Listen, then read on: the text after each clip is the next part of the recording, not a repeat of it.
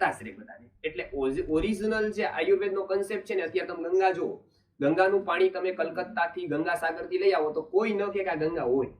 એટલી બધી ગંગાઓ, એટલી બધી ગંદી છે, બરાબર. વારાણસીની પેલી સાઈડથી લો તો કોઈ ન કે, પણ તમારે ગંગા જોવી હોય તો એના મૂળ સ્વરૂપે જ જોવી પડે. તમારે ગઢવાલમાં જવું પડે, હિમાલયમાં જવું પડે, ત્યાંથી કાઢીને દો કે આ ગંગા કહેવાય, તો આ તમે લેબ ટેસ્ટ કરાવો તો એમાં કોઈ પ્રકારના જંતુ થવાની શક્યતા જ ન રહે. પણ ગંગા મૂળની હોવી જોઈએ. એમ આયુર્વેદ છે ને અત્યારે આવ્યું ને એ ગંગા સાગરનું છે. અત્યારે જે કલકત્તાનું આયુર્વેદ છે, બરાબર છે, એમાં કેટલા બધી નદીઓ મિક્સ થઈ છે કેમિકલ વાળી, બરાબર. એમાં વોટ્સએપના મેસેજ મિક્સ થયા છે, એમાં કેટલા લોકોની બુદ્ધિ મિક્સ થઈ ગઈ છે, કેટલું બધું થયું છે, અત્યારે આપણને સામે આવે છે. એટલે ડોક્ટરો એને ના પાડે છે, એનું રીઝન છે આયુર્વેદમાં પેલી વાત ગળતુલી પાવી હોય તો એના માટે ઘસારાનું એક વિધાન હતી. પેલી વાત એનો ઘસારો કરવાનો, એમાં હરડે છે, વિડંગ છે એટલે કે વાવડિંગ છે, બરાબર, ત્રિકટુ છે એટલે કે સૂંઠ મરી પીપર છે, હરડે છે, વિડંગ છે, સૂંઠ મરી પીપર છે. આ 6 ઔષધિ છે. આ 6 ને ઔષધિનો ઘસારો થાય છે, બરાબર. એને આપણે ત્યાં ગળથુલી કહેતા હતા, પછી અથવા તો બાળાગોળી, એવું કંઈ પણ નામ આપતા હતા. ત્યારે ઘસારો એને પાવાનો હોય છે. એમાં પાણી ક્યું લેવું, કેટલા પ્રમાણમાં ઘસવું, બાળકને કેવી રીતે આપવું, આની એક પૂરી વિધિ છે. એટલે અત્યારે ગળથુલીમાં તો જે કન્સેપ્ટ છે ને સાચો સમજવા જેવો છે. એ જો બાળકને આપવામાં આવે તો કોઈ એવું ન કહી શકે, કેમ કે ડોક્ટર જે કહે છે ને એનાથી ઇન્ફેક્શન ઘણા બધા લાગે છે, એટલે ડોક્ટર ના પાડતા હોય છે. કેમ કે એમાં પાણી ક્યું વાપરવું, તો આયુર્વેદમાં કીધું છે કે એમાં શુદ્ધ પાણી વરસાદનું વાપરવું. જે અત્યારે ડિસ્ટિલેશન પણ લોકો કરે છે ને, ડિસ્ટિલ વોટર જે મળે છે ને એ મોટે ભાગે પાણી વરસાદનું જ હોય છે, ત્યારે જે લાંબુ ટકી શકે છે. ત્યારે એને વરસાદનું પાણી હોય અથવા તો શુદ્ધતમ પાણી હોય કોઈનું, એ પાણીમાં જેને ઘસારો આપી શકાય, એ પાણીમાં જેને ઘસીને આપી શકાય. એટલે આ બધા જ છે. પણ સાધારણ રીતે એવું કઈ ન કરો તો જે પ્રાશન મળે છે ને કે જેમાં પાણીના ભાગ નથી આવતા, આ ઘણા બધા છે. સુવર્ણ પ્રાશન એનું એક છે. એવી રીતે કલ્પ છે, બીજા બધા એવા કેટલા બધા જે તૈયાર તમે ઔષધિઓ, જેમ બાલ ચાતુર્ભદ્ર ચૂર્ણ છે, એ તમે મધની સાથે આપો તો ચાલે. એમાં કોઈ બી પ્રકારના ડોક્ટરો વિરોધ નહીં કરે, કેમ કે એમાં પાણીનું પ્રમાણ નથી આવતું, બરાબર. જ્યાં જ્યાં પાણી આવશે ને કદાચ એનો ઉપયોગ, ત્યાં કદાચ ડોક્ટરો ઇન્ફેક્શનને લીધે વિચાર કરશે. દૂધ આવશે ત્યાંય વિચાર કરશે, કેમ કે દૂધમાં પણ બેક્ટેરિયલ ઇન્ફેક્શનની શક્યતા છે જ. એટલે એમાં ગળથુલીમાં આટલી વસ્તુ આપી શકાય, ત્રિકટુ આપી શકાય, હરડે આપી શકાય, પછી વિડંગ આપી શકાય. એ તમે મધ જ ચટાડતા હોય છે. મધ એ છે ને બાળક માટે બહુ સારું છે. એટલે એનામાં કોઈ બી ઇન્ફેક્શનની શક્યતા નથી. મધનું એ તો આ ટેસ્ટ પણ કરાવી શકે છે કોઈ પણ. આ ખાલી મધ પણ ચાલે, પણ એની સાથે બીજી ઔષધિઓ આપો તો વધારે સારું. હા,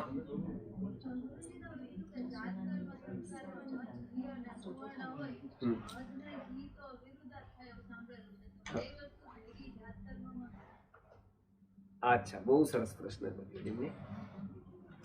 એટલે એમાં વિરોધ છે મધનો અને ઘીનો, બરાબર. આવા કેટલાક લોકો કોમેન્ટમાં પણ આ લખ્યું હતું કે આ બે નો વિરોધ છે તો બે સાથે કેમ આપવાના છે. તો આયુર્વેદની રીતે છે ને વિરોધ 9 પ્રકારના છે, બરાબર. તો કેટલાક છે ને એ સમજી લેવાનું છે. કેટલાક વિરોધ છે ને દ્રવ્યના વિરોધ છે, બરાબર. દ્રવ્યનો વિરોધ એટલે શું કે બે એક સાથે નહીં લેવાના, બરાબર. મધ અને ઘીનો છે ને એ દ્રવ્યનો વિરોધ નથી, એ માત્રાનો વિરોધ છે. એક માત્રામાં નહીં લેવાના. એટલે ઘી એટલું અને મધ એટલું એમ નહીં લેવાનું. ઓછું ઘી હોય તો મધ વધારે હોય, બરાબર. મધ ઓછું હોય તો ઘી વધારે, બરાબર. એ એક વિરોધ છે. ઘીનો અને પાણીનો ક્રમ વિરોધ છે. તમે ઘી ખાઓ અને પછી પાણી ન પી શકો, નહીં પીવાનું, બરાબર. પણ પાણી પીને ઘી ખાઈ શકો. તમે કોઈ બી પ્રકારના ફળ ખાઓ પછી પાણી નહીં પીવાનું, બરાબર. નહીતર અજીર્ણ થશે, ગેસ થશે એનાથી. એટલે કોઈ જ્યુસ પીવો ત્યાર પછી પાણી નહીં પીવાનું તમારે, બરાબર. પણ પાણી પીને જ્યુસ પી શકો. એને કહેવાય છે ક્રમ વિરોધ. એટલે જેવું પાચનમાં જોયું ને એવી રીતે અલગ અલગ વિરોધ છે એના. કોઈ ક્રમ વિરોધ છે, કોઈ માત્રા વિરોધ છે, કોઈ સંયોગ વિરુદ્ધ છે, બરાબર. એવી રીતે અલગ અલગ પ્રકારના વિરુદ્ધ છે કે આટલા દ્રવ્યોની સાથે આ વસ્તુ નહીં લેવાની, આટલા દ્રવ્યો આવી રીતે નહીં લેવાના. કેટલીક વસ્તુ પાકી, જેમ ફળ છે તો એને પછી પકાવવાના નહીં. માનો શાક કરો તો એ ફળનું શાક ન કરાય, બરાબર. ફળ તો પૂરા પાકેલા જ છે, હવે એનું શાક ન થાય, હવે પૂરું થઈ ગયું. ફળ તમારે એમ જ સેવન કરવાના, એનું રસ કેવી રીતે. પણ શાક કરવાના જે સબ્જીઓ વગેરે છે એને તમારે શાક કરીને લઈ શકાય. એવી રીતે આયુર્વેદ અલગ અલગ વસ્તુ માને છે.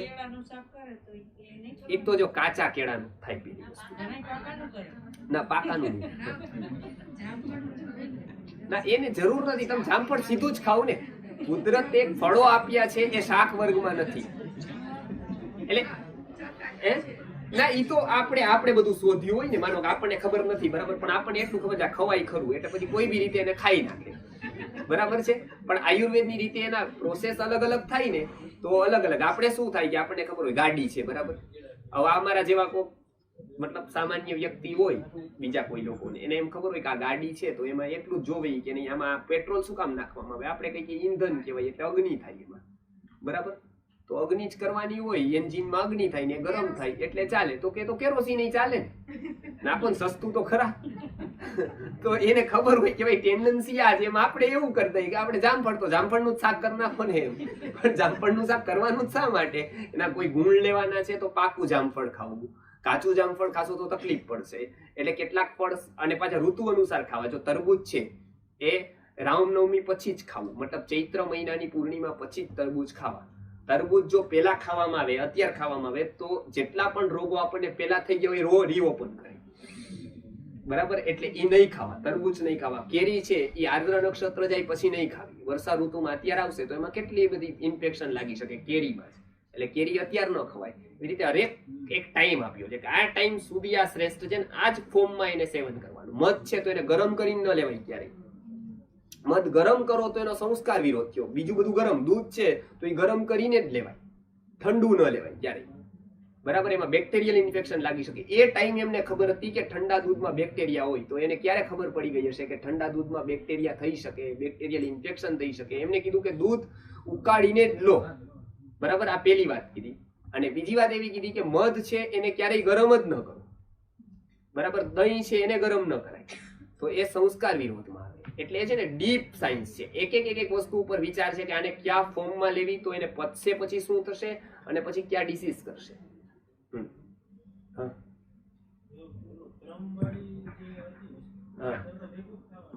હા એ જો એ એટલે આપણે જો આ બધી વસ્તુ શું છે કે આપણે આપણા સાદા ગણિત થી જોતા હોય ને, ઓલું પેલા આ બધાના ગણિત અલગ હોય. જેવી રીતે પેલું છે ને, પેલા શિક્ષક પૂછતા હતા એ પેલું ગામડામાં નવી ભરતી થઈ તો આ બધા તમારી જેમ શર્ટ પેન્ટ સરસ ફટાફટ મારીને પેલા ગયા અને એને પેલો દાખલો પેલા પૂછ્યો. પેલા સેફર્ડના બધા વિદ્યાર્થીઓ ભણતા હતા કે 100 ભેડ હોતે હે, 100 ભેડ છે, 100 ઘેટા છે, એમાંથી 10 માનો વંડી ટેકીને પેલી બાજુ પડે કે 10 કુવામાં પડી જાય તો પાછળ કેટલા વધે? એટલે પેલાને પૂછ્યું કેટલા વધે તો કે એકઈ નહીં. તો બીજાને પૂછ્યું, ત્રીજાને પૂછ્યું, બધા એવું જ કે એકઈ નહીં. તો કે અહીંયા ગણિત આટલું નબળું કે તમારું કે 10 માંથી તમે બધા 7માં આવ્યા હમણાં કે તમે ઘેટાનું કામ કરો છો કે 10 કુવામાં પડે તો પાછળ 100 ઘેટા છે. એને બધું અક્ષર સમજાવ્યું કે 10 ઘેટા છે, 100 ઘેટા છે, 10 પડી ગયા કેટલા વધે. પછી બધાને થયું તો આશ્ચર્ય થયું કે આ બધા જરા આટલા બધા ગણિતમાં નબળા છે, મને તો સારી વાત કરતા જ બહુ બુદ્ધિમાન. એટલે પેલા એ કીધું કે જો સાહેબ તમને ગણિત ખબર હશે, ઘેટા નથી ખબર તમને. ગણિતમાં તમે પીએચડી હશો કદાચ, પણ તમને ઘેટા 100% ખબર નથી, કેમ કે એ તમે જોયા જ નથી ક્યારે. એ 10 યદી અંદર પડે ને તો 90 ક્યારેય બહાર રહે જ નહીં. એ 100 જ પડે જો પડે તો, નકર એ કઈ ન પડે. એટલે આમાં આપણું એવું છે કે આપણે એવું થતું હોય કે બહાર લોટ ને પાણી મિક્સ કરતા હોય તો આપણને એવું લાગે કે બધું મિક્સ જ થઈ ગયું. પણ જે ક્રમ છે ને એ એવો હોય કે પેલા એક દ્રવ્ય જાય બરાબર, એ અન્નનળીથી લઈ પક્વા અવસ્થાથી લઈને એ સુધી પક્વાશયથી લઈ અને ત્યાંથી આગળ આંત્ર સુધી જાય. પછી બીજી વસ્તુ જાવ ને એટલી એની સ્પીડ હોય કે મિક્સ થતા એને લાગે મિક્સ થાય તો એવી રીતે તરત ન થાય. એમ પાણી છે એ તરત જાય. એટલે આપણે કીધું બેઠા પાણી પીવું, કેમ કે જયારે ઉભા પીવો ત્યારે સ્પીડ જાય, એ તરત આમ પીવો એટલે તરત વયું જાય. તમે એમ માઇક્રો સેકન્ડમાં એ જાય અહીંયા. એટલે કઈ ઊભું ન રહે, કોઈ આવે તો હું હારે જાય હાલો હવે એના રાયથી બહાર જવાનું હોય તો આપણે ઉભા રહી કહું સથવારો કરીને જાય એમ ટૂંકમાં કોકનું. એટલે એ જો બંને ક્રમમાં ન લેવામાં આવે તરત એક પછી બીજું જાય ને તો એની માઇક્રો લેવલ ઉપર પક્વાશયમાં અસર થાય. એટલે એટલું ડીપ છે આ કે એમાં આપણે તો બધું એવું જ હોય કે આપણે જો અત્યારે ખાઈ લીધું તો કેટલાય લોકો એવું જ કેમ કે બધું આમાં ભેગું જ થવાનું હતું તો ભેગું કરીને જ ખાઈ લીધું એમ. એટલે કુદરત ત્યાં કરે એના કરતા આપણે બહાર જ કરી દઈએ, પણ એવું ન હોય. એમાં છે ને ભેગું થવામાં ફરક હોય. ક્યારે થાય, કેવી રીતે થાય, પણ એવું નથી. એ વિચાર એવું અંદર થોડું એક હોજ છે કઈ કે બધું આ પાણી ભેગું થાય, એની અલગ અલગ. તો પછી એક કામ કરીએ તો પાણી ભેગું જ થવાનું છે, હવાઈ ભેગી જ થવાની છે, અન્ન ભેગું જ થવાનું છે. દવા તો ફાકી અને કઈ નાખી દો અંદર, પછી શું કામ ખાવું છો? અને એલોપેથી ગોળીઓ હોય એ ખાવ છો, પછી એના કરતા એ ભૂકો કરીને અંદર જ નાખો. તો કહેવાય ને કે ભાઈ તો તમારું હાથ સાયન્સ લાગે તો તમે જમ્યા પછી દવા શું કામ ખાવ છો? બધી ભેગી જ અંતે તો થવાની છે ને, ત્યાં જ ભૂકો કરીને નાખી દો. એટલે અંતર બધા રોટલી લોટમાં કરે તમને કડવી નહીં લાગે ને, ઉલટું સારું રહેશે. રોટલી ક્યારે વહી જશે.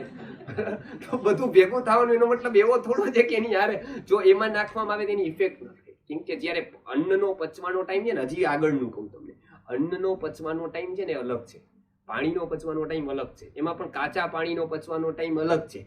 પાકું પાણી કરી દો, ઉકાળી નાખો તો એને પચવાનો ટાઈમ અલગ થાય. અન્ન બે પ્રકારના ભેગા થાય તો બેને પચવામાં અલગ અલગ ટાઈમિંગ જોઈએ. એ તમે જેમ મશીનરીઝ કેવી ગોઠવો છો, એમાં તમે કરો છો એક હજારે બધું ભેગું થવાનું છે એકમાં જ નાખો ને બધું. ત્યાં કેમ પેકેટ અલગ હોય છે, ત્યાં કેવી રીતે અલગ સિસ્ટમ હોય, કેમ કે કોઈની જે શું કહે બોઇલિંગ પોઈન્ટ હોય એ બધાના અલગ અલગ હોય. શાક આપણે વઘારીએ છીએ ને, એટલે આયુર્વેદે એટલે સુધી માઇક્રો લેવલ ઉપર કીધું છે કે શાકમાં છે ને રાઈ પછી ક્યારેય ન નખાય, રાઈ પહેલા જ નખાય. કેમ કે રાઈનો બોઇલિંગ પોઈન્ટ બહુ ઉપર છે. જીરું નાખી દેવાય, અને કોથમરી ક્યારે નાખીએ છીએ પછી. શું કામ? એનો બોઇલિંગ પોઈન્ટ બહુ ઓછો છે, બરાબર. એને જો તમે પેલા નાખી દો તેના ગુણ ગયા બધા, અને રાઈને પછી નાખો તો રાઈ નુકસાન કરે ઉલટી, એ કાચી ખાધી કહેવાય. એટલે બોઇલિંગ પોઈન્ટ છે ને બધાના અલગ અલગ છે. એટલે ક્યારે એવું ન વિચારવું બધું ભેગું થાય એટલે એક સાથે, કેમ કે બધાના પકવાના બોઇલિંગ ટાઈમ અલગ અલગ હોય. એટલે આયુર્વેદે વઘારમાં કોની સાથે કોનો વઘાર કરવો, કેવી રીતે કરવો, કેટલું તેલ આવે ત્યારે કરવો, એ પછી કેવી રીતે ફેરવવું, ત્યાંથી લઈને કેવી રીતે જમવું, ત્યાં સુધી માત્ર એક જ પથ્થીએ વાત કરી. એલોપેથી તો શું છે કે રોગ આવે પછીથી એનું કામ શરૂ થાય, બરાબર. ત્યાં સુધી રાહ જોઈ કે રોગ નથી તો શું કરવું, તો કે તો કોઈ ઉપાય નથી. પણ આયુર્વેદ એવું કહે છે કે તમે એક ફૂડ લો છો ત્યારે એની બધી ઇફેક્ટ તમારા શરીર ઉપર નહીં, મન ઉપર પણ થાય છે.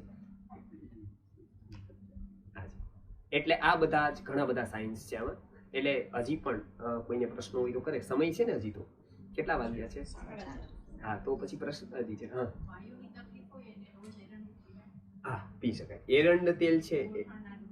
હા, વાયુના રોગો માટે છે ને આપણે એક આયુર્વેદમાં સરસ એવું, જ્યારે વાતાવરણ વર્ષા ઋતુનું થાય ને ત્યારે મોટા ભાગના વાયુના રોગો વધતા હોય છે. ત્યારે આપણે એક એનું બતાવ્યું હતું, 22 જૂને હતું, ખબર છે તમને? એ વિડીયોઝ કદાચ નહીં મળ્યો હોય, પણ હવે તો 22 જૂન વહી ગઈ, એટલે તમે એરંડિયું પી શકો. બાકી ઘણો સારો એક ઉપાય હતો. એટલે આપણે શું કરે કે આયુર્વેદના જેટલા પણ ઓથેન્ટિક બધા પ્રયોગો હોય ને, એનું મારી પાસે 30,000 જેટલા ગ્રંથો છે એ ગુરુ રાખીને ગયા છે. માત્ર 1 થી 2 ચમચી. મેં એવું સાંભળેલું છે કે એનાથી એના જે પાચનના આતર હોય ને ના, હા હા સમજાઈ ગયું. જેટલા પણ આયુર્વેદની દ્રષ્ટિથી જેટલા દ્રવ્યો છે કે જેનું સારક ગુણ છે, એને ડોક્ટરો એવું કહે છે કે એની ટેવ પડી જશે. જેમ કે એરંડિયું છે, બરાબર, જેમ કે ગરમાળો છે, જેમ કે ચૂર્ણો છે અલગ અલગ.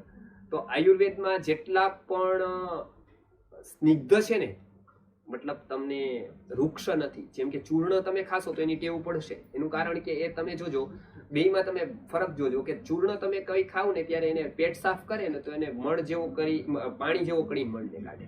એરંડિયું લેશો ને તો એ આંતરડાને શક્તિ આપે છે. એટલે એરંડિયું એ તીવ્ર રેચક નથી.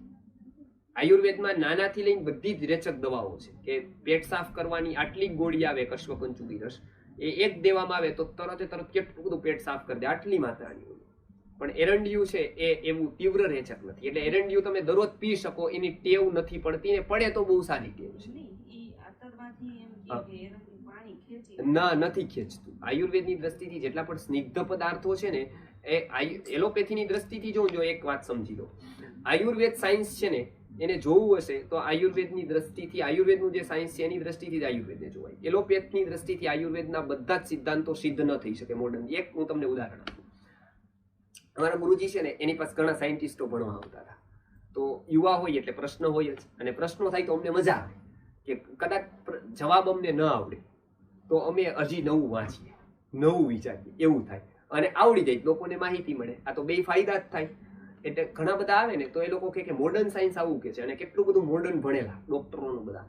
તો એમાં ગુરુજી કીધું હતું કે આયુર્વેદ સાયન્સ છે ને એ અલગ છે, તો એનું બધું મોડર્ન થી સિદ્ધ ન થાય, પણ તમને એના સાયન્સથી. તો એ કે એવું કેમ, બધું જ કરી શકાય આજ તો કે એક ઉદાહરણ આપું. તો એમને કીધું હતું કે એક હરડે દીધી અને કૂટજ ખબર છે કોઈને? કૂટજ ખબર છે? એક કૂટજ, આ બે વસ્તુ આપવામાં આવી અને એને કીધું કે આનું છે ને તમે ડિટેક્ટ કરાવીને આવો, બરાબર, આમાં શું શું છે. તો એને છે ને બેયમાં એવું કીધું કે આમાં ટેનિન એસિડ છે, બંનેમાં, હરડેમાં પણ ટેનિન એસિડ છે અને કૂટજમાં પણ ટેનિન એસિડ છે. અચ્છા, એ શું કરે તો કે એટલું અમે કહી દઈએ કે આ છે ને આ પેટ સાફ કરવાનું, મતલબ આ સારક કહેવાય, એમ રેચક કહેવાય, એવું છે આ બેયમાં ટેનિન એસિડ છે. એટલે અમે એ નિર્ણય ઉપર આવીએ કે બેય રેચક છે. તો ગુરુજી કીધું પેલામાં આ વાત સાચી છે, એ લઈને જોઈ શકો તમે હરડે, પણ કૂટજમાં આખું ઉલટું છે. ખબર છે તમને? કૂટજ કોઈ ખાય ને તો ડાયેરિયા થયા હોય અને કૂટજ લેવામાં આવે ડાયેરિયા મટે, બરાબર, એટલે એ કોન્સ્ટિપેશન થાય એનાથી. તો બેયનામાં ટેનિન એસિડ છતાં પણ એક કોન્સ્ટિપેશન કરે અને એક કોન્સ્ટિપેશન મટાડે. તો આવું કેમ? ગુરુજી કીધું કે તમારું જે ડિટેક્ટ થયું ને એ માત્ર દ્રવ્યો ડિટેક્ટ થયા કે હા બરાબર ટેનિન એસિડ છે, બીજું એક્સ્ટ્રા હતું ને એ એમાં નથી થયું, એને આયુર્વેદ પ્રભાવ કહે છે. એટલે આ એલોપેથી છે એ સાયન્સમાં એવું કહે છે કે જેટલા સારક દ્રવ્યો છે બધા કોઈ બી પ્રકારના હોય એ આંતરડામાંથી પાણી ઓછું કરવાનું કામ કરે છે, બરાબર, એટલે પાણીની ડેફિશિયન્સી થાય, ડિહાઇડ્રેશન થાય. આયુર્વેદ કહે છે કે બધા એ વિભાગમાં નથી, 2-3 અપવાદ છે, જેમ ગરમાળો છે એમાં એવું નથી, એટલે ગરમાળાનો ગોળ રોજ લઈ શકાય, કાંઈ વાંધો નથી, બરાબર. ત્રિફલા એવું નથી, હરડે એવી નથી અને આ એવું નથી, દિવેલ એવું નથી, બરાબર. આ અપવાદ છે, બાકી બધા એ ડોક્ટર કહે છે સાચી વાત છે. બાકી આયુર્વેદ એવું જ માને છે કે તમારે દરરોજ કોઈ પણ પ્રકારના જુલાબ લેવાય જ નહીં, બરાબર. આયુર્વેદ ના જ પાડે છે કે બધા ચૂર્ણો આયુર્વેદ ના હોય એ કઈ તમારે લઈ ન શકાય, કેમ કે એની ટેવ પડે, પણ આ 3-4 દ્રવ્યો છે જે લઈ શકાય, એ અપવાદ છે. હા, પ્રેગ્નન્સી દરમિયાન ઊંઘ બહુ વધારે આવે અથવા તો ઊંઘ વિશે કઈ નથી, કેટલું સુવાય, ક્યારે શું, ક્યારે. આમ તો ઊંઘ છે ને એ રાત્રે જ કરવાની છે. દિવસે ઊંઘ આવી જાય તો 1.5 કલાક, 1 થી 1.5 કલાક મેક્સિમમ સૂઈ શકાય, 2-3 કલાક નહીં સૂવું. જો દિવસે વધારે સૂવામાં આવે ને તો કફ વધે, અને જો ઊંઘ પૂરી થઈ જાય તો રાત્રે ઊંઘ આવે નહીં, રાત્રે ઊંઘ ના આવે તો વાયુ વધે. એના માટે આયુર્વેદે કીધું કે દિવસે ઊંઘી શકાય ગ્રીષ્મ ઋતુમાં, સગર્ભા અવસ્થામાં યદી બહુ ઊંઘ આવે તો 1 થી 1.5 કલાક, જેનાથી આરામ થઈ જાય, એટલે 1 થી 1.5 કલાક. આખો દિવસ નહીં સૂવું, બરાબર, અને બપોર સિવાય નહીં સૂવું, રાત્રિ અને બપોર મેક્સિમમ 1-1.5 કલાકની ઊંઘ લેવી હોય તો ક્યારે લેવી? તો ભોજન પહેલા બપોરે અથવા ભોજન પછી બપોરે તરત જ, મતલબ અડધી-પોણી કલાક ગયા પછી લેવી, એવું આયુર્વેદ આઈડિયલી માને, આદર્શ કે છે. અને એ હંમેશા સૂતું રહેવું ન કરવું, કેમ કે એનાથી તંદ્રા આવે, એટલે એ સ્ફૂર્તિ ન રહે શરીરમાં. એટલે ઊંઘ છે એ પર્યાપ્ત ગણાય આમ તો 6 કલાકથી લઈ અને 8 કલાક, આ કલાકોમાં એને ગણવામાં આવે. આમ તો ઊંઘને કલાકોમાં ગણવામાં જ ના આવે, કેમ કે ઊંઘ લાંબી અને પોળી કેટલી છે એમાં નથી ગણિત થતું, એ ઊંડી કેટલી છે, બરાબર. ઊંઘનું ગણિત હંમેશા લાંબી પોળીથી આપણે કરીએ છીએ કે 8 કલાક ઊંઘ થાય તો થાક ઉતરી જાય, પણ એવું નથી, ઊંડી કેટલી ઊંઘ છે. એટલે જો તમને કોઈ વિચાર જ ના આવે ઊંઘમાં તો એ બહુ સારી ઊંઘ કહેવાય, ડીપ સ્લીપ જેને કહેવાય. અને જો વિચાર જ ચાલ્યા રાખે, વિચાર જ ચાલ્યા રાખે, વિચાર જ ચાલ્યા રાખે, સપના જ આવ્યા રાખે, તો એ 9 કલાકની ઓછી પડે. એટલે પેલા ઊંઘ કેવી લેવી? તો આયુર્વેદ કહે છે કે એ ડીપ સ્લીપ રહે તો 8 કલાક ઇનફ છે. ઊંઘ દિવસે આવે તો 1 થી 1.5 કલાક સૂઈ શકાય, અને એ ગરમીની ઋતુમાં સૂઈ શકાય એ સારું છે, બરાબર. ઠંડીની ઋતુમાં સૂવું હોય તો ભલે, નહીતર બેઠા બેઠા આરામ કરી શકાય, કે વજ્રાસન વગેરે આસનો કરી શકાય જમ્યા પછી, એનાથી પણ એને આરામ ઘણો બધો થઈ જાય છે. હવે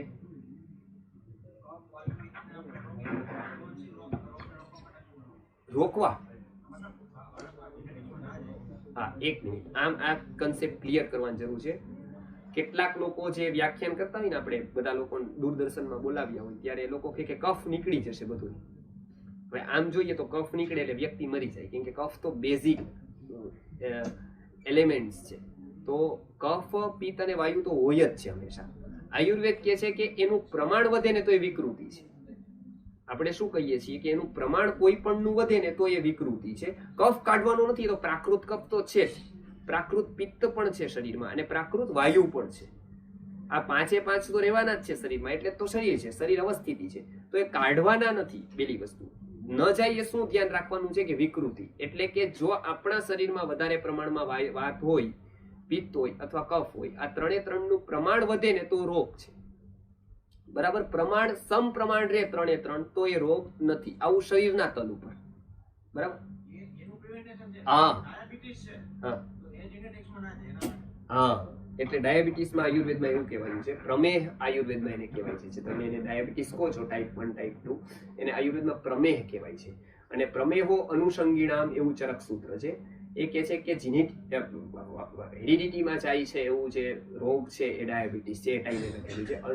પ્રમેહ, હા, એવા આનુવાંશિક રોગોમાં સૌથી વધુ પ્રમેહ જઈ શકે એવું છે.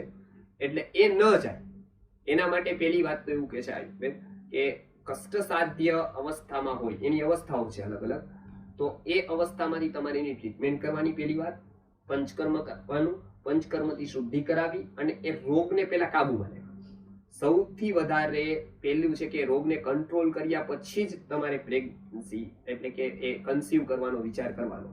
રોગ કોઈ પણ અવસ્થામાં હોય ત્યારે કન્સીવ કરવાનું ના પાડે, કેમ કે જઈ શકે છે. ત્યારે રોગ પૂરેપૂરો યાપ્ય અથવા તો સુખ સાધ્ય અવસ્થામાં અથવા સાધ્ય અવસ્થામાં આવી જાય, એ અવસ્થા આવી જાય કે નહીં હવે રોગ મને છે પણ એ અંદર આગળ નહીં જાય, તો ત્યારે એ કન્સીવ કરવાનું કીધું છે. એમાં ખાસ કરીને ડાયાબિટીસમાં યદિ છે તો એ કંટ્રોલ કરવાના અલગ અલગ આહાર વિહાર કીધા છે.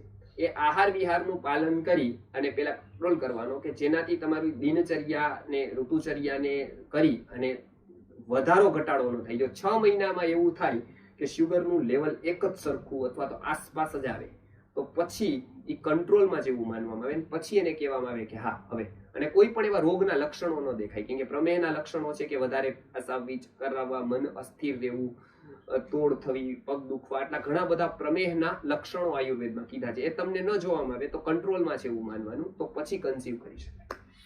એટલે આયુર્વેદ એવું કીધું છે કે લક્ષણો ખાસ જોવા. તમે સૌથી પહેલા ડોક્ટર તો તમે જ છો પોતે જ. તમે જેવા લક્ષણો જોઈ શકશો એવું કોઈ વૈદ્ય નહીં જોઈ શકે. એટલે એ તમે એટલે જ એમાં પ્રશ્નોત્તરી આવી કે પ્રશ્નોત્તરીમાં તમારે જ કહેવાનું હોય છે કે મને આવું થાય છે, મને આવું નથી થતું. એટલે 8 પરીક્ષા કીધી છે. એમાં નાડી પરીક્ષા છે, ચક્ષુ પરીક્ષા છે, જીહ્વા પરીક્ષા છે, આવી કે 8 આકૃતિ પરીક્ષા છે. આમાં એક પ્રશ્ન પરીક્ષા છે. તમને પ્રશ્ન પૂછે તમે જવાબ આપો, એનાથી નક્કી થાય કે આ તમારા લક્ષણો કેવા કહેવાય છે. એના માટેનો એક ગ્રંથ છે આખો માધવ નિદાન નામનો, કે આખી હિસ્ટ્રી જ્યારે લેવામાં આવે હોમિયોપેથીની જેમ, એના પછી રોગ નક્કી થાય કે આ આવો રોગ છે, પછી એની અવસ્થાને એની દવા નક્કી થાય. એટલે ખાલી એક જ વસ્તુ નથી એમાં, એક જ જવાબ દઈ શકાય કે ડાયાબિટીસમાં. પણ એ રોગ જો અવસ્થામાં 6 મહિના સુધી એમ નમરે તો માનવામાં આવે કે કંટ્રોલમાં છે, તો હવે કરવામાં એટલે કે હવે આ આગળ વધવામાં વાંધો નથી. હવે પ્રેગ્નન્સી દરમિયાન 5મા 6મા 7મા 8 9 દરમિયાન ડોક્ટરને બતાવવા જતા ત્યારે એમાં એવા રિપોર્ટ આવે કે બીપી પણ આવે અને ડાયાબિટીસ પણ આવે. એનું કારણ શું? જો બીપી તો આયુર્વેદની રીતે પેલા તો એ રક્તચાપ એને કહેવાય છે. ઉચ્ચ રક્તચાપ નામનો એક રોગ હતો. અત્યારના બધા જ બીપી ઉચ્ચ રક્તચાપમાં આવતા નથી. બરાબર, એનું કારણ છે કે કેટલાક તો પ્રાકૃત રીતે પરિભ્રમણ વધી ગયું હોય, એનું દબાણ વધી ગયું હોય તો પણ ડિટેક્ટ થાય છે. બીજે દિવસે નોર્મલ હોય છે, ત્રીજે દિવસે નોર્મલ હોય છે.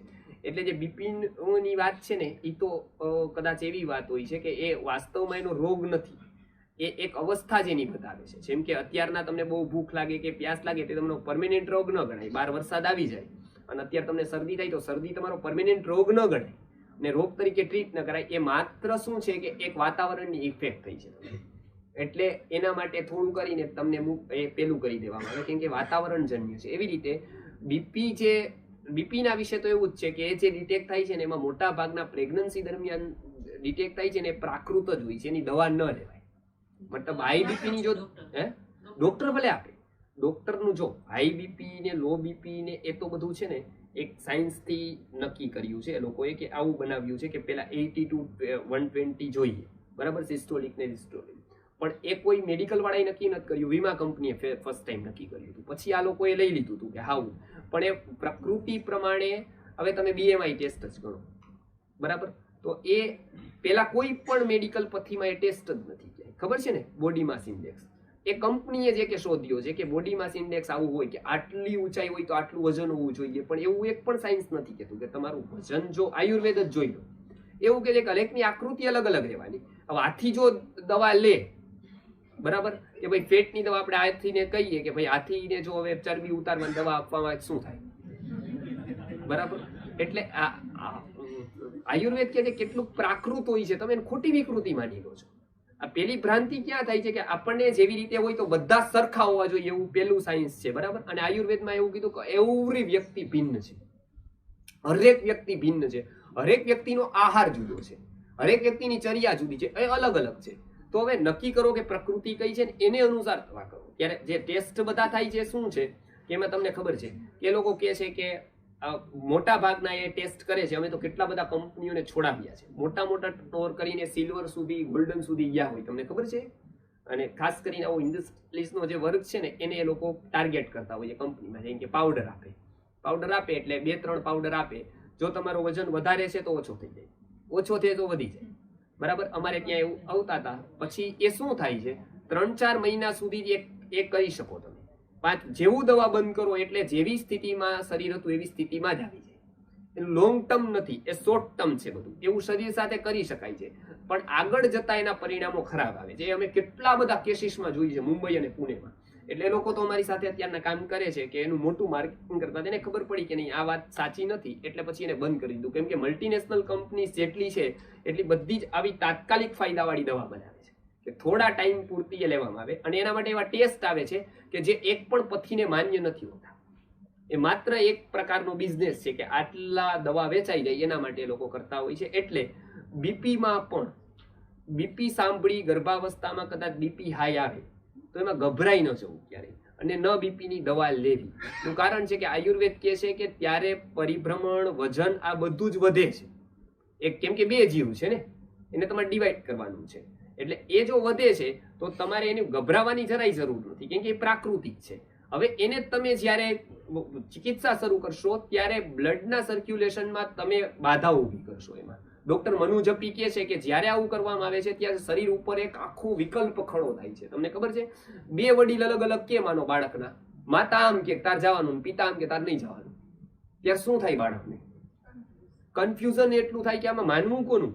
ત્યારે શરીર એક તંત્ર ઊભું કરે છે કે જેનાથી એ બીપી વધારી દેતું હશે, તાવ વધારી દેતું હશે. તમને ખબર છે કે શરીર છે ને એ WBC આપણા વધી જાય, કોઈ પણ પ્રકારનું ઇન્ફેક્શન લાગે ત્યારે શું છે એ સેના તૈયાર કરે છે લડવા માટેની. એ વધી ગયા છે એ સિમ્પટમ્સ છે કેવલ, એ રોગ નથી. એ કોક રોગની ખબર આપે છે, બરાબર. એ ઘટી જાય છે ત્યારે આપણને ખબર પડે છે કોઈ ઇન્ફેક્શન હવે નથી. ત્યારે દૂર એને ઘટાડવાની દવા ન લેવાય, એની ઇન્ફેક્શન છે ને એ જણાઈને એને દૂર કરવાની દવા લેવાય. આયુર્વેદ 2 કે છે, એક લક્ષણ કે છે અને એક રોગ કે છે. હંમેશા લક્ષણની ચિકિત્સા ન કરવી, રોગ હોય તો જ ચિકિત્સા કરવી. જેમ કે અત્યારે કોઈ વ્યક્તિ લે એમ કે મને ભૂખ નથી લાગતી, તરસ નથી લાગતી, માથું બેચેની થાય છે, પરસેવો નથી આવતો. હવે એક ગોળી જોઈને દેવામાં આવે ને તો ગોળી 10 થાય, પણ પછી છેલ્લે ખબર પડે કે એને તો તાવ છે. તો લક્ષણની ચિકિત્સા નહીં કરવાની. આ બધા શું હતા? સિમ્પટમ્સ હતા. કોના હતા? તાવના. તો એને તાવની દવા લેવાય. તાવ મટાડે ને તો આ બધા સિમ્પટમ્સ તો દૂર થવાના જ છે. એટલે ગર્ભાવસ્થામાં જે બીપી આવે છે ને એ પોતે એક રોગ નથી. અને ડોક્ટર મનુ જપી તો આના ઉપર બીપી ઉપર બહુ બોલ્યા છે. તમે કદાચ એને લઈ, એલોપેથ ડોક્ટર છે, અને એ કહે છે કે ક્યારે પણ પ્રેગ્નન્સી હોય ને ત્યારે આવી દવાઓ નહીં લેવાય. કેમ કે એ કુદરતે એક તંત્ર ઊભું કરેલું હોય છે. તમે જો એમાં બાધા નાખો દવાની તો એના માટે શરીરને પ્રશ્ન થઈ જાય છે કે આમાં કોઈ માનવું ને. એટલું સેન્સિટિવ છે. એની વાંચો એકવાર તમે પુસ્તકો. ડોક્ટર મનુ જપી એલોપેથમાં 5-7 પ્રકારના અલગ અલગ ફિલ્ડના જાણકાર, ખાલી એક જ નહીં.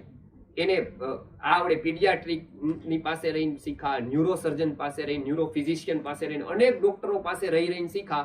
અને પછી એને નક્કી કર્યું કે નહીં, આપણે કેટલીક દવાઓ તો એવી નાખીએ છીએ જેમાં બાધા થાય છે. એટલે એવી દવા પ્રેગ્નન્સીમાં બને ત્યાં સુધી કાં તો 2-3 ડોક્ટરની સલાહ લેવી, સીધી નહીં લઈ લેવી. એક ફોલિક એસિડ વગેરે જે આવે છે એ જરૂરી હોય છે, એમાં વાંધો નથી કઈ બહુ. ડાયાબિટીસમાં એવું જ છે. ડાયાબિટીસમાં છે શુગર કંટ્રોલ કરવાની જે સામાન્ય ગોળી આવે છે એમાં હજી વાંધો નથી. બાકી ડાયાબિટીસની સ્પેશિયલ ટ્રીટમેન્ટ કરવાની હોય તો એ ત્યારે લેવું. કેમ કે જો શુગર ઘટે ને એટલે જોખમ થઈ જાય છે બંનેનું. ડોક્ટર મનુ જપીએ કીધું કે જો શુગર ઘટશે એનાથી અને એ ટેન્ડન્સી શરીરની રહેશે તો બંને ઉપર જોખમ થઈ જશે. આપણે વાંચતા જે ઘણીવાર પ્રેગ્નન્સી લાઈક આપણે ટ્રાય કરતા but it's not that easy. પ્રેગ્નન્સીને આપણે ફેસિલિટેટ કરવા અથવા ધારીએ ત્યારે જ રાખવા માટે કંઈ દવા ના, આયુર્વેદ એવું કહે છે કે એક જ છે કે આયુર્વેદમાં ગર્ભ સંસ્કાર એક એવું આપવામાં આવ્યું છે કે જ્યારે પણ સ્ત્રી પુરુષ જ્યારે મળે ત્યારે એ પુત્ર સંતાન પુત્રી સંતાન પ્રાપ્તિ માટે જ એમનો સંબંધ થાય. એટલે આયુર્વેદ બ્રહ્મચર્યને મહત્વ આપે છે, બરાબર. એટલે એક જ ઉપાય એને આપ્યો છે કે જો આવા સમયે સ્ત્રી મળશે તો એ સંત માટે મળે એ બેસ્ટ છે, બરાબર. તો શું છે કે એની પૂરી શક્તિ વાળું સંતાન એ સારું થશે. જો એ શક્તિ એની વેડફાઈ જશે, કેમ કે હરેક સંબંધ પાછળ શક્તિ જાય છે, તો એ વેડફાઈ જશે તો આગળ સંતાન પ્રાપ્તિમાં કામ નહીં આવે. એટલે આયુર્વેદ કહે છે કે શક્તિ સંરક્ષણનું મહત્વ અને આગળ ઉત્તમ સંતાનનું મહત્વ. એટલે આયુર્વેદ એ જ બતાવે છે કે જ્યારે સંતાન પ્રાપ્ત કરવાની હોય ત્યારે જ એ પ્રયત્ન કરવામાં આવે. હા, એટલે એના માટે શું જરૂરી છે? તો સંયમ જરૂરી છે. સંયમ જરૂરી છે તો આયુર્વેદ એનો ઉપાય બતાવે છે. હા, ઓર કોઈ? પહેલેથી કેલ્શિયમ ને ફોલિક એસિડની દવા. હા, કેલ્શિયમ તો આયુર્વેદના ઘણા સોર્સ છે જ, એનાથી તમે લઈ શકો ને. કદાચ એ ગોળી તમે લેતા હોય તો એમાં વાંધો નથી, ફોલિક એસિડમાં વાંધો નથી. બાકી જેટલી પણ રોગને અનુસાર દવા આવે છે ને એમાં આયુર્વેદની દ્રષ્ટિથી અથવા તો એલોપેથમાં જે મોડર્ન સાયન્સ છે એના હિસાબથી પણ એ બધા ડોક્ટરો સહમત નથી થતા. ફોલિક એસિડ ઓકે, એ ચાલે છે. આ પહેલે મહિનેથી ડોક્ટરો આપે છે. કેલ્શિયમમાં આયુર્વેદમાં 2-3 દવાઓ છે, એ તો કોઈ તમે સારા વૈદ્ય પાસે લો તો જનરલ એ તમે ન લઈ શકો. ગોદંતી ભસ્મ છે, એ સારી છે.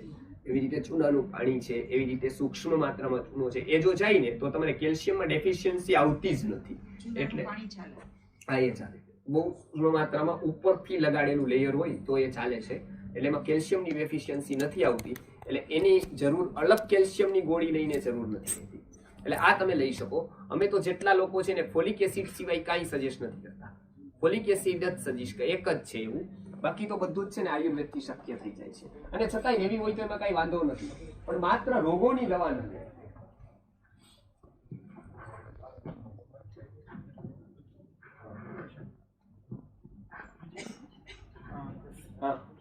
જેમ એલોપેથીમાં there are certain medicine જેનાથી સાઇડ ઇફેક્ટ્સ આવે, તો આયુર્વેદમાં એવી કઈ એવું હોય છે કે બધે તમે જે બધું લખાયું એ બધું બધા પર્સન માટે કમ્પેટેબલ હોય છે કે એમાં સાઇડ ઇફેક્ટ? આયુર્વેદમાં જે કેટલીક મેડિસિન છે કે એની કોઈ સાઇડ ઇફેક્ટ નથી એવી મેં લખાવેલી છે, બરાબર. કેટલીક છે કે એ હેવી છે, એને રસ ઔષધિ કહેવાય છે. એ આપણને પચે નહીં તો એની ઘણી ઇફેક્ટ હોય છે, કેમ કે એક પ્રકારની ધાતુમાંથી બને છે. આયુર્વેદમાં અલગ અલગ સોર્સ છે બનવાના. એક વનસ્પતિ સોર્સ છે કે મેં અત્યારે લખાવેલી એટલી બધી જ વનસ્પતિના સોર્સમાંથી આવવા વાળી દવાઓ છે કે જે આપણે દરરોજ અન્ન ખાઈએ છીએ, દરરોજ આપણે બીજું બધું લઈએ છીએ, ફ્રૂટ લઈએ છીએ. એ જે સોર્સ છે ને એ જ આ બધી વસ્તુનો સોર્સ છે. એટલે એને કહેવાય છે ઉદ્ભીજ. વનસ્પતિઓનો એક આખો વર્ગ બતાવેલો છે, એમાં આવા સોર્સમાંથી આ બધી દવાઓ આવે જે મેં તમને અત્યાર સુધી લખાવેલી. એક દવા એવી છે કે જે ખનીજમાંથી આવે છે, ખબર છે તમને? તાંબુ છે, લોખંડ છે, ગોલ્ડ છે, ચાંદી છે, આ બધામાંથી એક દવા બને છે, એને ભસ્મ કહેવાય છે અથવા એને રસ ઔષધિ કહેવાય છે. એવું નથી અત્યારે મેં લખાવેલી. એનું કારણ છે કે એ અવસ્થા જોઈને અપાય છે, એનો રોગ જોઈને અપાય છે. એ બહુ ઇફેક્ટિવ છે પણ એની સાઈડ ઇફેક્ટ હોઈ શકે છે. એટલે અમે એ લોકો એ સજેસ્ટ જે વ્યક્તિગત જ થઈ શકે છે, જનરલી એનું નથી કહી શકાતું. એટલે અત્યારે લખાવેલી છે એમાં કોઈની સાઈડ ઇફેક્ટ નથી, સિવાય કે થાય તો કેવી થાય કે ડાયેરિયા કોઈને થઈ શકે વધારે પ્રમાણમાં લેતો, પણ એનાથી કોઈ એવું બીજું કંઈ નથી થતું, એ તરત મટી પણ જાય છે. એટલે એમાં કોઈ સાઈડ ઇફેક્ટ નથી આની. જે મેં લખાવેલી એમાં કોઈ નથી. એટલે મેં સમજીને જેવી જ લખાવેલી છે કે તમે ઘરેનો ઉપયોગ કરી શકો. આયુર્વેદે જે બતાવેલી છે એમાં આ જનરલ બધા જ લઈ શકે. બીજું કોઈ, અને કદાચ કેટલાક તો લેતાય હશે આમાં આવી દવાઓ. એટલે આવા ચૂર્ણો તો હા. પ્રેગ્નન્સીના સ્ટાર્ટિંગના 3-4 મહિના ઘણાની નોઝિયા અને ઉલટી જેવું થતું, એનો કોઈ ઉપાય છે? હા, અને હવે શું કામે થતું હોય? હા, એટલે અચ્છા, ઓકે. તો આયુર્વેદે એક ચિહ્ન બતાવ્યું છે પ્રેગ્નન્સીનું કે જે વોમિટ થવી, મતલબ બરાબર, એ ઉદાવરના કારણે અથવા ઘણા બધા કારણોને લીધે થતી હોય છે. આયુર્વેદમાં એક સરસ દવા છે, એ મોટે ભાગે અમે લોકો એનો ઉપયોગ કરીએ છીએ તો બહુ સારા એના રિઝલ્ટ આવે છે. હોમિયોપેથીમાં પણ 2-3 દવાઓ છે. એમાં આયુર્વેદમાં એક દવા છે, એનું નામ છે મયુર ચંદ્રિકા ભસ્મ. આમાં પણ એવું જ છે, તમને કાંઈ નવો તો લઈ શકો, એનું કોઈ નુકસાન નથી. મોરનું પીછું હોય ને એની વચ્ચે જે હોય છે એનું બાળી અને આ ભસ્મ બનાવવામાં આવે છે. વૈજનાથ કંપની બનાવે છે. તો એ ભસ્મ મધની સાથે લેવાની હોય છે. એમાં કેટલા બધા લોકોને આનાથી કેવલ આ એક જ દવાથી બહુ વોમિટિંગ થતી હોય તો એ મટી ગયેલી છે. એટલે આ એક છે. હોમિયોપેથીની પલ્સેટિલા જે છે દવા એ પણ આમાં સારું કામ કરે છે. પણ અત્યારના તો આપણે આયુર્વેદ જ લઈએ છીએ એટલે આયુર્વેદની વાત કરશું તો એક મયુર ચંદ્રિકા ભસ્મ છે એ તમે લઈ શકો. કેટલીક અમે સજેસ્ટ એવી પણ કરીએ છીએ કે જે આયુર્વેદમાં અત્યારે ન હોય પણ હોમિયોપેથીમાં બનતી હોય તો એ દવા સજેસ્ટ કરીએ છીએ, પણ અત્યારે એની જરૂર નથી. અત્યારે આ એક મયુર ચંદ્રિકા ભસ્મ જે વોમિટિંગ માટે બહુ સારી દવા છે. બીજું કપૂર કાસલી કરીને એક ઔષધિ આવે છે, બરાબર. કપૂર કાચલી તમે પૂછશો તો ત્યાં મળી જશે ગાંધીને ત્યાંથી. કપૂર કાચલીનું ચૂર્ણ જો લેવામાં આવે તો એ છે ને ઉપર જે વાયુ આવતો હોય એને સવડો કરી દે, જે ઉલટી થતી બંધ થઈ જાય છે તરત જ. કપૂર કાચલી એનું તમે અડધી ચમચી ચૂર્ણ લઈ શકો, એની ફાકી જ આવે છે. તૈયાર પણ લઈ શકો અથવા તો ઘરે પણ બનાવી શકો. કપૂર કાચલી હે હા ઉધરસમાં પણ એ પણ એક જ કામ કરે છે, બેનું એક જ કામ છે. ઉપર જે વાત છે એનું જ અનુલોમન કરે છે એટલે ઉધરસમાં પણ લઈ શકાય.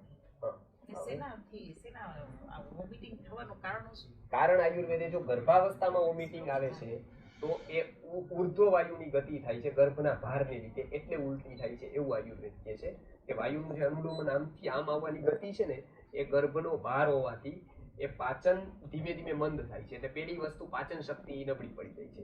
પછી આ ભાર હોવાથી એ પચતું નથી તો શું થાય છે કે એનો વાયુને અહીંયા ગર્ભ હોવાથી વાયુનું અનુલોમન થઈ શકતું નથી, એ ઉપર આવે છે. ઉપર આવવાથી જે અન્ન લીધું ને એ પાછી લઈને આવે છે.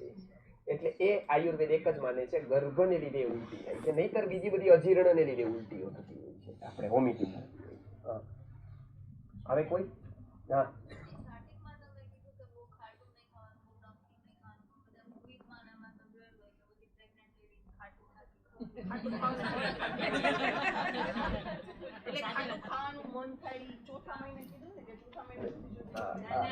એમનો ક્વેશ્ચન છે કે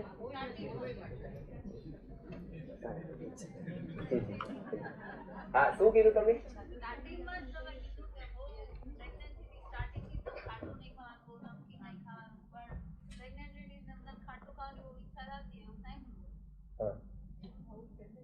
અચ્છા હા એ તો વાત સાચી છે કે એમનું એવું યદિ મન થાય છે તો મન થાય ને ખાવાનું એવું એક જ મહિના પછી કીધું છે. 4થા થી 5મા મહિનામાં જો એવું થાય ને તો થોડું ખાટું લેવાનું, એ પણ જેમ આવે એ નહીં લેવાનું. જેમ કે ટેસ્ટનું એને થશે ને, બે વસ્તુ છે.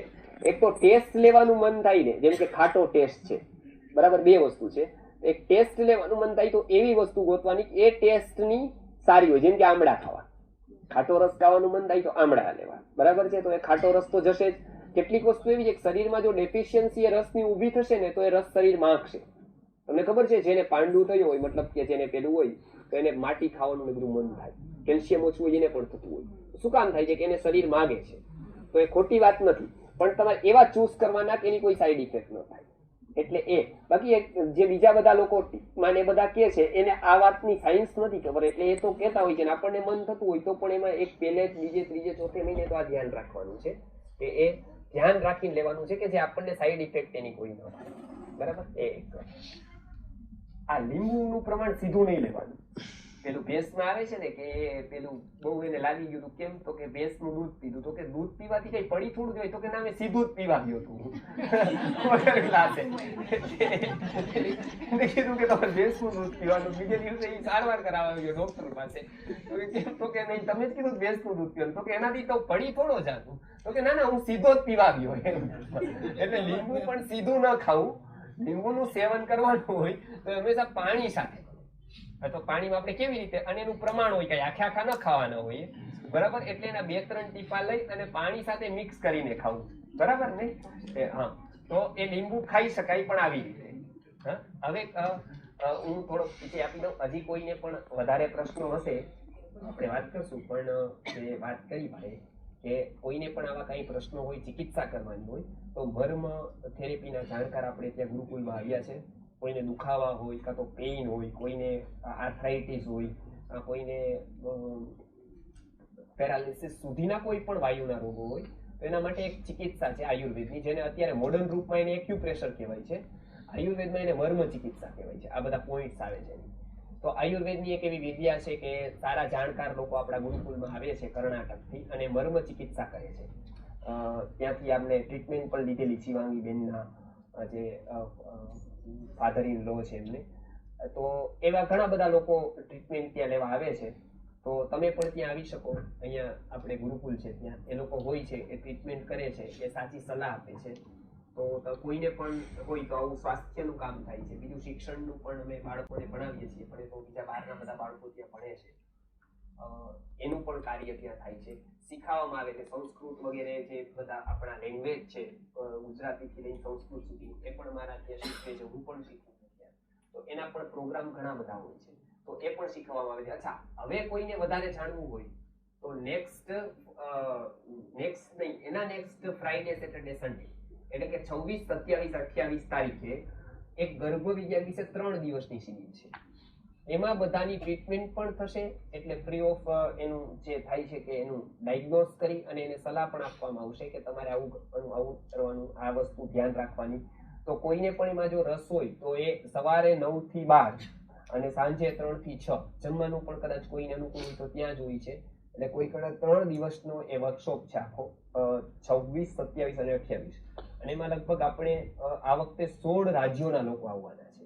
દર વખતે મારા વર્કશોપમાં લગભગ 15 થી 16 એક રાજ્યોના અલગ અલગ રાજ્યોમાંથી લોકો આવે છે વર્કશોપ એટેન્ડ કરવા માટે. એટલે એવા કેટલાક લોકો હોય છે કે જે 48 કલાક જર્ની કરીને આવે છે.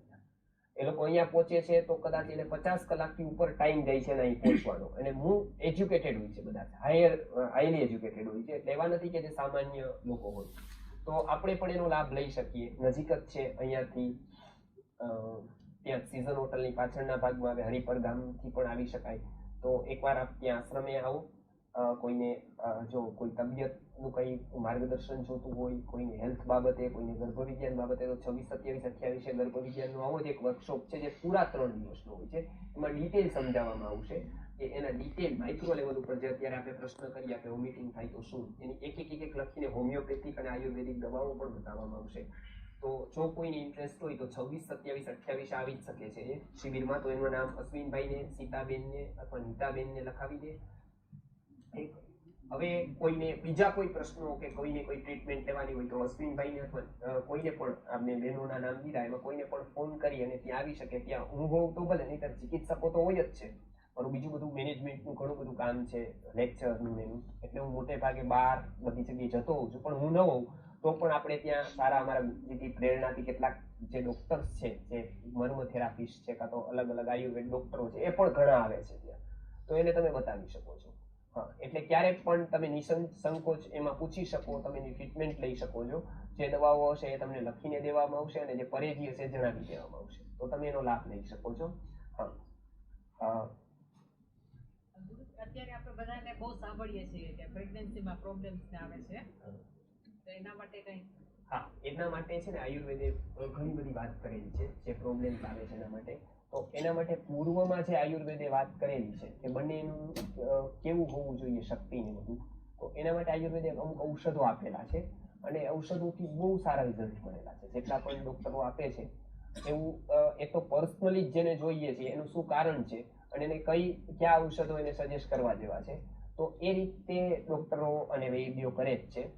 પણ જનરલ બધા આ જે ઔષધો કૌચા વગેરે છે જે ઇનફર્ટિલિટી માટે ઉપયોગી છે, એ બધા એમને આપવામાં આવે છે. એના ફોર્મ નક્કી કરવામાં આવે છે. ગોળી આપવી, ચૂર્ણ આપવું, અર્ક આપવું, કાં તો પછી ક્વાથ આપવું, કયું ફોર્મ એને આપવું.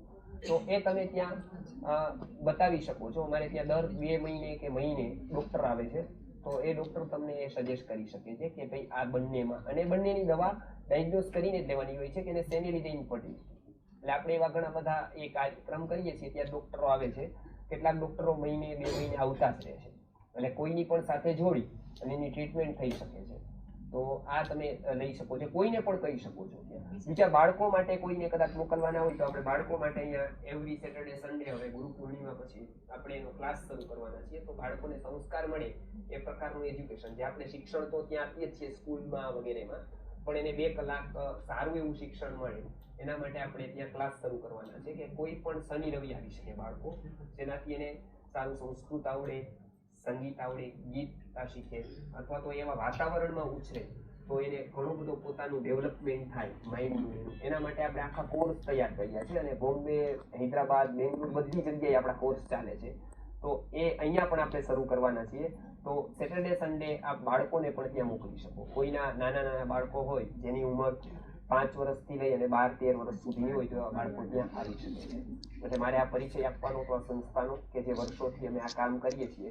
બીજું મંગળવારે સત્સંગ આપણે એક ચાલે છે કે જેવી રીતે આપણે આજ આયુર્વેદનું સમજ્યા એવી રીતનું ઓથેન્ટિક રીતે આપણે ભગવદ્ ગીતા છે તો એ ભગવદ્ ગીતાને સમજવાનો પ્રયત્ન કરીએ ને એ એક ગ્રંથ છે, એમાં ઘણા બધા પ્રશ્નોના સોલ્યુશન છે, પણ એ કેવી રીતના એને સમજવું એના માટે અમારો ટોક હોય છે. ત્યાં જે આપણું પંચવટી સોસાયટીમાં ભક્તિધામ મંદિર છે, એ ભક્તિધામ મંદિરની પાસે જ આ કિશોરભાઈ છે કે જેમને આ સોસાયટી આવેલી છે, એમને ત્યાં જ એમના થિયેટરમાં મતલબ એમના એપાર્ટમેન્ટમાં જે ચાલે છે તો તમે ત્યાં પણ આવી શકો. એવરી ટ્યુઝડે, એવરી મંગળવાર ત્યાં 9:30 થી 10:30 સુધી હોય છે, માત્ર 1 જ કલાક, પણ એમાં ઘણું બધું જાણવાનું હોય છે એક શ્લોક ઉપર.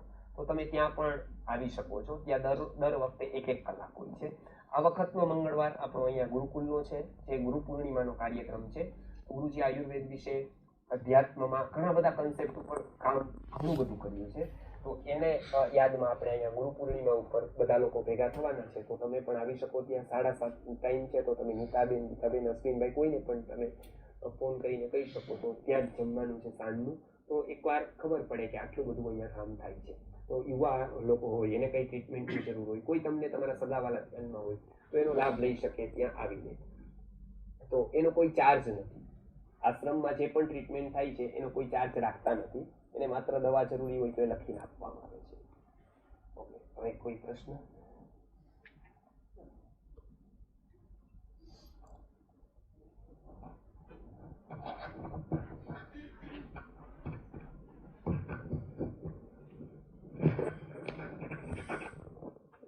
તો અત્યારે આપણે બધાએ સાંભળ્યું મને ઘણી કલાકો થઈ ગઈ, લગભગ 5-6 કલાક તો થઈ ગઈ છે ને. તો ઘણા બધા થાકી ગયા હશે કદાચ શરીરથી, મનથી તો નથી થાકી એવું જોઉં છું કે હા. પણ એટલે તો હવે આપણે પૂરો કરશું આ કાર્યક્રમ. સારું લાગ્યું આજે કે આટલા બધા લોકોએ સાંભળ્યું અને શાંતિથી બેઠા, બધા આટલી કલાકો સુધી 5-6 કલાક સુધી બેઠા, એટલે તમારો રસ છે જ. તો આપણે ફક્ત પૂરું ન કરતા, આપણે એને ચાલુ રાખશું. કે કદાચ બીજા કાર્યક્રમો હોય છે કે કદાચ યરલી થતા હોય, બરાબર, આ વર્ષેથી આવતા વર્ષે પછી જૂનમાંથી જૂનમાં, પણ આપણે એવું નહીં કરીએ. આપણે આને જ આગળના સ્ટેપમાં લઈ જશું. એટલે વધારે સારા જિજ્ઞાસુ લોકો, આપણામાંથી કોઈને વધારે જાણવાની રસ હોય તો ત્યાં આવશે. બીજા પોતપોતાની જગ્યાએ કોઈને આવું કાર્યક્રમ કે આવું કરવું હોય તો બધા લોકોને ભેગા કરે, જેનાથી આપણે માત્ર એના સુધી એક સંદેશ પહોંચાડવાનો છે. આમાં બીજો કોઈ પર્પસ નથી. જેમ બહેનોએ સરસ આયોજન કર્યું છે તો એટલી મહેનત કરી છે કે તમારા સુધી મેસેજ આવ્યા. કેમ કે આજે આ વાતની બહુ જરૂર છે. કેમ કે આજે સૌથી વધારે લોકો પાસે બધી ફેસિલિટી છે. જેમ જેમ ફેસિલિટી વધતી જાય છે એમ સાચાનું પ્રમાણ ઘટતું જાય છે. આજે આપણે એમ કહીએ કે સોશિયલ મીડિયા ઉપર કેટલું બધું સરળ થઈ ગયું છે, પણ નહીં, સોશિયલ મીડિયા આવતા અઘરું બહુ થઈ ગયું છે. એમ કે સાચું શોધવું મુશ્કેલ બની ગયું. કેમ કે 50 લોકો બોલવા માંડ્યા, 100 લોકો બોલવા માંડ્યા, સાચું શું માનવું? એટલે આજે એક બહુ મોટી વાત છે કે આપણે સાચો સંદેશો પહોંચાડીએ. એટલે વર્ષોથી જે અમારી ફિલ્ડ રહી છે એ ફિલ્ડનો સાચો સંદેશો લોકો સુધી પહોંચે એના માટે પ્રયત્ન કર્યો. તો આ બહેનોએ ઘણું સારું આયોજન કર્યું એના માટે. એટલે હું આપની વાત મારી વાત પહોંચાડી શકું. એટલે એમની પાસેથી પ્રેરણા લઈ અને આપણે પણ કંઈક કરીએ એમને મદદ, એટલે એમને સહયોગ. એમની કોઈ સ્વાર્થ નથી, પણ આ રીતના કાર્યક્રમો થાય અને આપણે કંઈક ભાવિ પેઢી માટે તૈયાર કરી શકીએ. તો અમે અહીંયા ક્લાસ પણ રાખીએ છીએ જે પ્રેગ્નન્સીમાં પછીથી 9 મહિના સુધી એનો આહાર ચાર્ટ શું હોવો જોઈએ. તો એવરી સેટરડે સન્ડેનો એ પણ પ્લાન છે કે ત્યાં તમને અમુક યોગાસન કરાવવામાં આવે, મર્મ શીખવવામાં આવે, ને બહેનો જ શીખવશે આપણે ત્યાં આશ્રમમાં છે. અને 9 મહિના સુધીના ચાર્ટને ફોલોઅપ લેવામાં આવે. ત્યાંથી તમે જે દવા લેતા હોય ડોક્ટરની જેવી રીતે હોય છે એવી જ રીતે અહીંયા સંસ્કારના ફોલોઅપ લેવામાં આવે. જેવી રીતે તમને કેમ ડોક્ટરો આપે છે કે 1 મહિનો કેલ્શિયમ, 1 મહિનો આ, 1 મહિનો આ, 1 ફોલિક એસિડ, એ 9 મહિના શરૂ રાખવાની. એવી રીતે આપણે સંસ્કાર ક્યાં ક્યાં આપી શકાય, કેવી રીતે એનું ઘડતર કરી શકાય, એના માટેના ફોલોઅપ ત્યાં લેવામાં આવશે. એટલે કોઈને પણ આમાં રસ હોય અને હોવો જ જોઈએ, બરાબર છે. શરીર પ્રત્યે આપણે આટલા જાગૃત છીએ તો મન, બુદ્ધિ અને એનાથી આગળ તો ઘણા તત્વો છે. જે આપણે શરીર તો એક જ જન્મે સાથ રહે છે, આપણે આવતા જન્મે આ શરીર નથી, પણ મન, બુદ્ધિ એ તો બધું હંમેશા માટે સાથે છે બાળકનું. તો એના માટે આપણે શું કરી શકીએ? તો એના માટે અમે એવું કર્યું છે કે સેટરડે સન્ડે ત્યાં રાખશું કે કોઈને પણ પ્રેગ્નન્સીમાં કોઈ તકલીફો થાય અથવા તો સારી, અથવા એને કેમ વિકાસ ઝડપથી થાય અને સારા બાળકને આપણે જન્મ આપી શકીએ એના માટેના ફોલોઅપ સેશન પણ ત્યાં રાખવામાં આવશે. તો જેને પણ રસ હોય એ પૂછી શકે અને એ નોંધાવી પણ શકે. ધન્યવાદ. તમે સીતાબેન છો?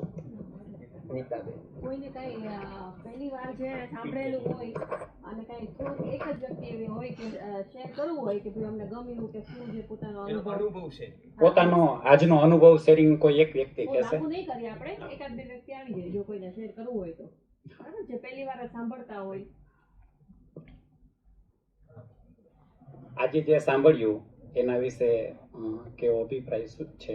બરાબર છે. એ કોઈ એક વ્યક્તિ આવીને આવો. હા હા, ક્યાંથી બોલી દો, કઈ વાંધો નહીં. કોઈ એક બોલશે તો ગમશે. ના ના, બોલતા તો બોલે ને. અહીંયા આવીને બોલશો તો બધા સરખી રીતે સાંભળી શકશે.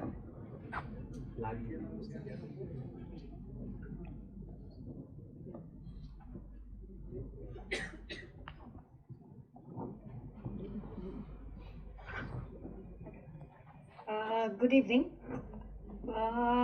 આજના સેમિનારમાં લાઈક મેં તો પહેલી વાર અટેન્ડ કર્યો, પણ 2-3 વસ્તુ જાણવા મળી કે યા સમટાઈમ્સ વી જસ્ટ ફોકસ કે એનું ફિઝિકલ ગ્રોથ કેવું છે, કેવું એન્વાયરમેન્ટ છે, એની પર ક્યારેક આપણું ફોકસ નથી હોતું when we are pregnant or when we are expecting.